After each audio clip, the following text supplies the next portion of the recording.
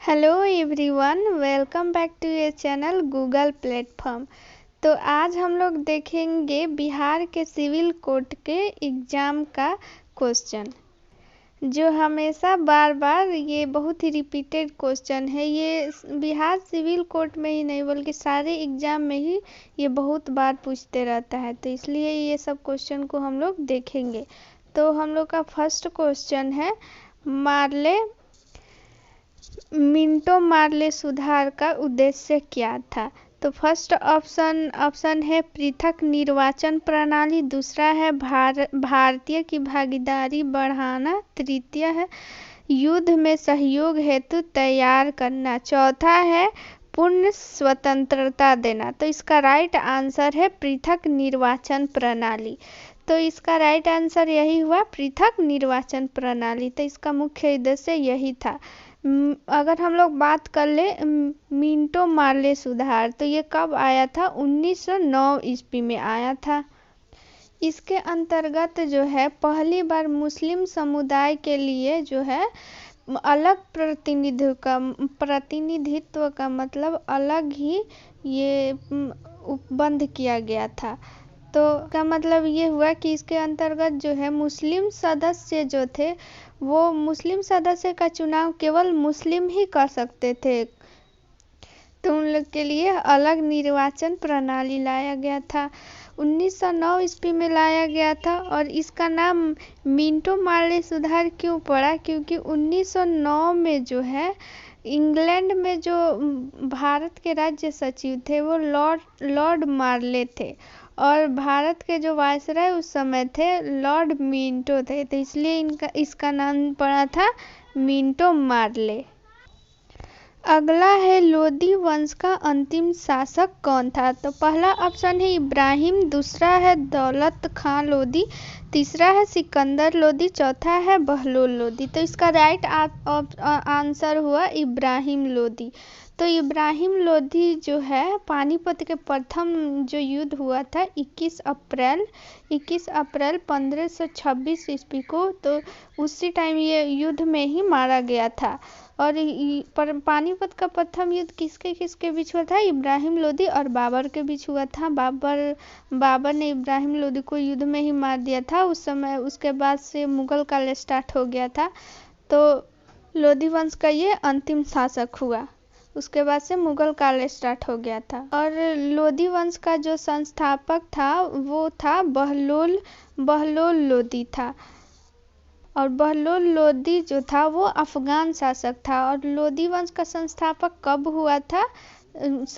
मतलब उसका संस्थापक 1451 से 1526 ईस्वी तक। तो अगला है सूर्य के सबसे दूर कौन सा ग्रह है। फर्स्ट ऑप्शन है बुध, दूसरा है प्लूटो, वरुण और बृहस्पति। तो इसका राइट आंसर हुआ वरुण। तो सूर्य से सबसे दूर वरुण हुआ। सबसे नज़दीक कौन है? बुध है। तो सूर्य से सबसे नज़दीक सबसे बुध है। उसके बाद से शुक्र, पृथ्वी, मंगल, बृहस्पति, शनि और अरुण और वरुण है। अरुण को यूरेनस भी कहते हैं और वरुण को नेपच्यून भी कहते हैं। और आकार की बात करें तो आकार में सबसे बड़ा कौन है? यानी कि सबसे बड़ा बृहस्पति हो गया आकार में, और सबसे छोटा बुध हुआ। अगला है राज्यसभा कब भंग हो सकती है? 4 साल बाद, 6 साल, संकट काल में और कभी नहीं। तो इसका राइट आंसर है कभी नहीं। राज्यसभा कभी भी भंग नहीं होती है। यह जो है कि अस्थाई सदन है, और लोकसभा जो है अस्थाई सदन है, तो ये कभी भी भंग नहीं हो सकते। इसके सदस्यों का कार्यकाल जो होता है 6 वर्ष होता है, और लोकसभा का जो होता है वो 5 वर्ष होता है। इसके सदस्य जो है 1/3 सदस्य प्रति 2 वर्ष पे जो है वो रिटायर्ड होते हैं। तो इसका जो है चर्चा आर्टिकल 80 में है, और 79 में है जो संसद, और 81 में है लोकसभा। अगला है भारतीय संविधान के किस अनुच्छेद में प्रेस की स्वतंत्रता दी गई है। फर्स्ट ऑप्शन है आर्टिकल 14, और दूसरा है आर्टिकल 25, तीसरा है अनुच्छेद 21 का क और चौथा है 19 का ए। तो इसका राइट आंसर है 19 का ए। 19 का एक में है जो है प्रेस की स्वतंत्रता दी गई है। अगर 19 का ए की बात करें तो इसमें प्रेस की स्वतंत्रता भी है और बोलने की स्वतंत्रता है। 19 का बी में जो है शांतिपूर्ण बिना हथियार के एक जगह एकत्र होने और सभा करने की जो है स्वतंत्रता है। अगर सी की बात करें तो इसमें संघ बनाने की स्वतंत्रता है। 19 का जो है डी है, इसमें देश के किसी भी क्षेत्र में आवागमन की स्वतंत्रता है। 19 का अगर ई का बात करें तो इसमें देश के किसी भी क्षेत्र में निवास करने यानी बसने की स्वतंत्रता है। अगर 19 का एफ का बात करें तो 19 का जो है एफ जो है वो हटा दिया गया है, क्योंकि इसमें जो है संपत्ति का अधिकार था। वो जो 44 जो है संविधान संशोधन है कब हुआ था? 1978 ईस्वी में। 1978 ईस्वी में हुआ था और इसी के द्वारा इसको हटा दिया गया था। तो पहले जो है मूल संविधान में 7 तरह का स्वतंत्रता था, लेकिन अब हो गया है 6। इस संपत्ति का जो अधिकार था वो हटा दिया गया है, वो एक कानूनी अधिकार हो गया है। तो 19 का अगर हम लोग जी का बात करें तो उसमें है व्यापार और जीविका चलाने की स्वतंत्रता। अगर हम लोग अनुच्छेद 14 की बात करें तो अनुच्छेद 14 में है जो विधि के समक्ष समता का अधिकार दिया गया है।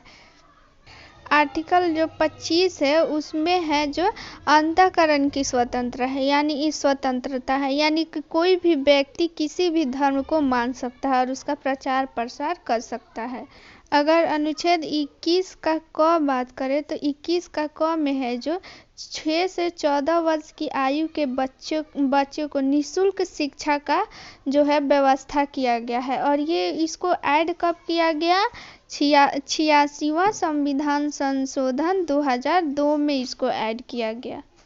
अगला है भगत सिंह, सुखदेव और राजगुरु के शहीद दिवस, यानी कि इनका जो है तीनों का शहीद दिवस कब मनाया जाता है? तो 23 मार्च को मनाया जाता है। इनको फांसी कब दिया गया था? 23 मार्च 1931 ईस्वी में। अगला है संविधान के किस संशोधन द्वारा मूल कर्तव्य को जोड़ा गया है? तो इसका ऑप्शन है 44वां, 64वां, 42वां और 52वां। तो इसका राइट आंसर है 42वां संविधान संशोधन के तहत इसको जोड़ा गया था। 42वां संविधान संशोधन कब हुआ था? 1976 ईस्वी में हुआ था। और जो मौलिक कर्तव्य जो होता है वो किस देश से लिया गया था? तो रूस से लिया गया था।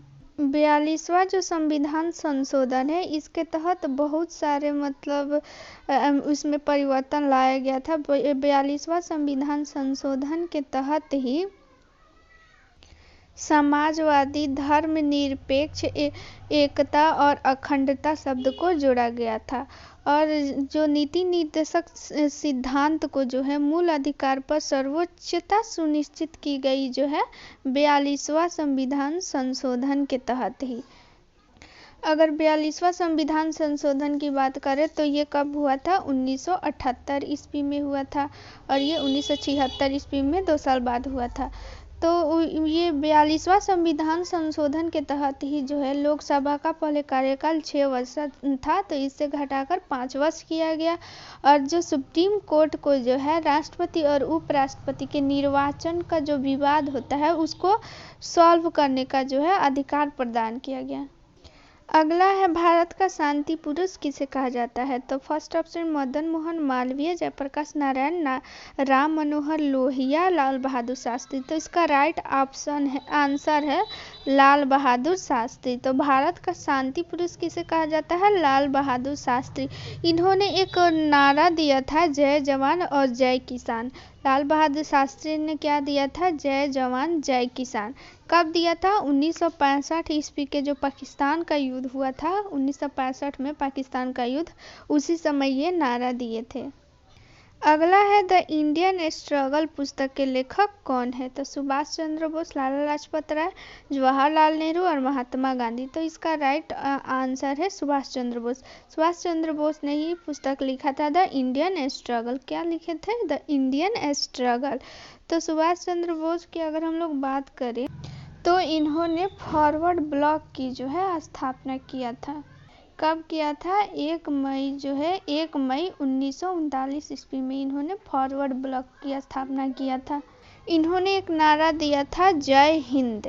जय हिंद का नारा किसने दिया था? सुभाष चंद्र बोस ने ही दिया था। और इन्होंने एक और नारा दिया था, तुम मुझे खून दो मैं तुम्हें आज़ादी दूंगा। अगर लाला लाजपत राय की बात करें तो इन्होंने कहा था, मेरे सिर पे लाठी का एक एक प्रहार अंग्रेजी शासन के ताबूत की कील की साबित होगा। जवाहरलाल नेहरू की बात करें तो जवाहरलाल नेहरू ने कहा था कि पुण्य स्वराज कहे थे और आराम हराम है भी नारा जवाहरलाल नेहरू का ही है। अगर महात्मा गांधी की बात करें तो महात्मा गांधी जो है करो या मरो का नारा दिया था और भारत छोड़ो का नारा भी महात्मा गांधी ने दिया था और हे राम जो है महात्मा गांधी ने ही कहा था। तो ये यहीं पे ख़त्म करते हैं। जो मतलब सिविल कोर्ट में बहुत बार पूछा गया है, ये सिविल कोर्ट में ना बहुत सारे मतलब एग्जाम में बहुत बार पूछा गया है, तो इसको आप लोग ज़रूर से देखिए। और आप लोग को वीडियो अगर अच्छा लगे तो लाइक शेयर और सब्सक्राइब कीजिए। Thank you. जय हिंद।